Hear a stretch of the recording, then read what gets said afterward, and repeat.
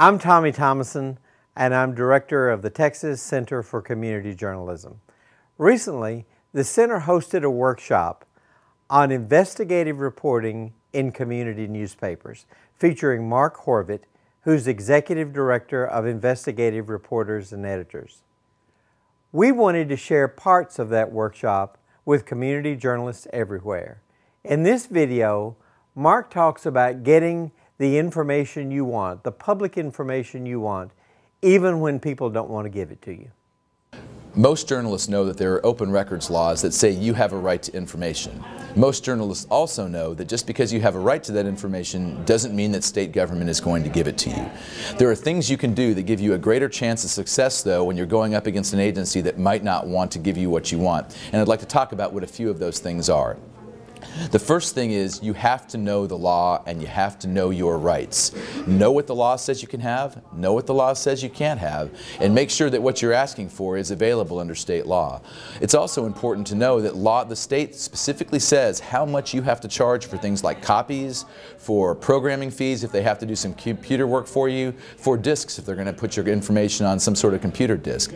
They can't, for example, charge you $2 or $3 a page. The law says that under normal circumstances they charge you 10 cents. So what I would do is print out the copy of the law, bring it with you, and if you have an agency that's trying to overcharge you, give them a friendly reminder of what the law says they're allowed to get. When you're drafting an open records letter, there are several things you should do to try to give yourself a better chance of success.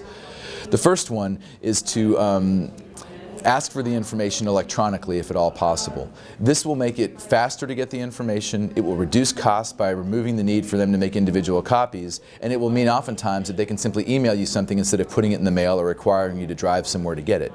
If they say that they won't give it to you electronically, ask what format they normally keep the information in. Odds are they're running on some kind of computer system, just about every government is these days, and if they are, then virtually all the information they have is in electronic format. The other big advantage of that is when you get the information, you can, for example, search for keywords that you know might be in a lengthy document. If the information includes numbers and data, you can take that information, perhaps put it in a spreadsheet, do some math to it, and do some of your own analysis. None of that's possible if you're dealing with paper records.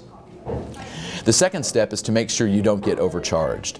Every letter should include a standard sentence asking that they waive charges in the public interest. It's all well and good, but many agencies routinely don't do that.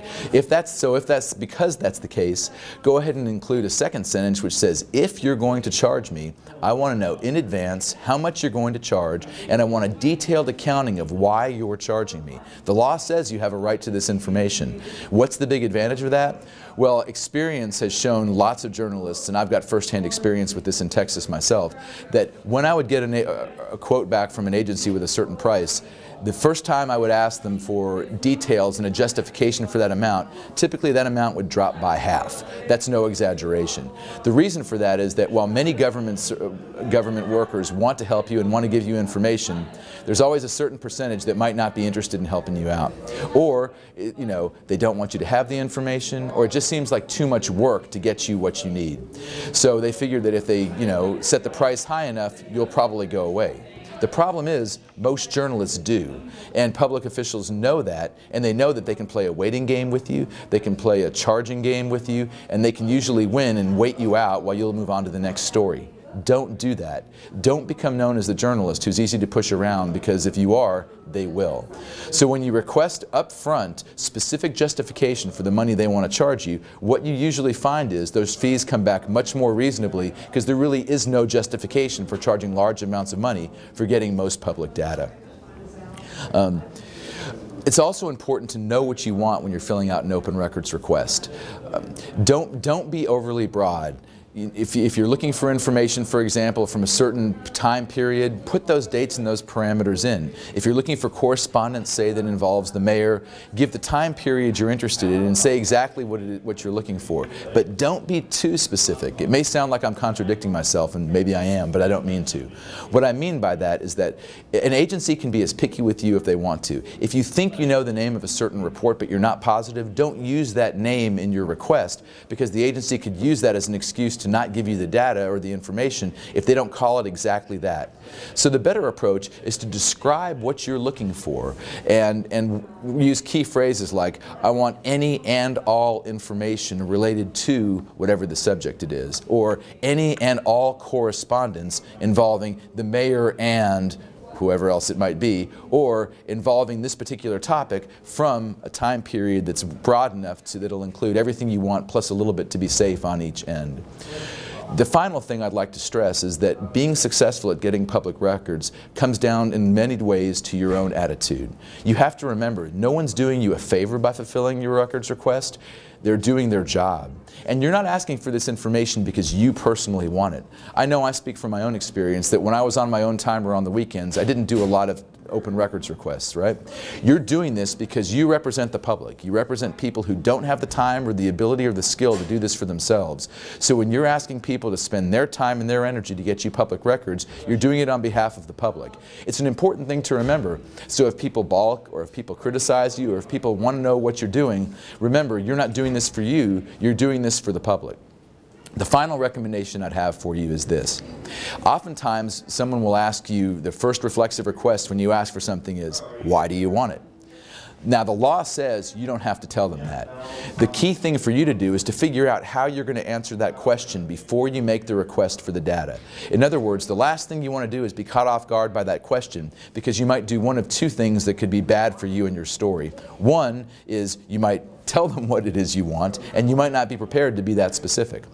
The other thing you might do is, and this happens a lot, is someone says, why do you want that? And you stammer, and maybe you either lie or you don't tell the full truth. Oh, I'm just curious, I don't really have a story, or it's no big deal, or I'm just looking for X, when what you're really looking for is Y. I think that's a fatal mistake. You expect honesty from the people you're dealing with in government, and you always have to be honest and above board with them. That doesn't mean playing your hand. It does mean, however, not intentionally misleading. So before I would call anyone or approach anyone about making an open records request, I would have very clearly in my mind what I was willing to tell them if they asked why I wanted it. Sometimes the answer was, you know, I just don't have to tell you, but I appreciate your help.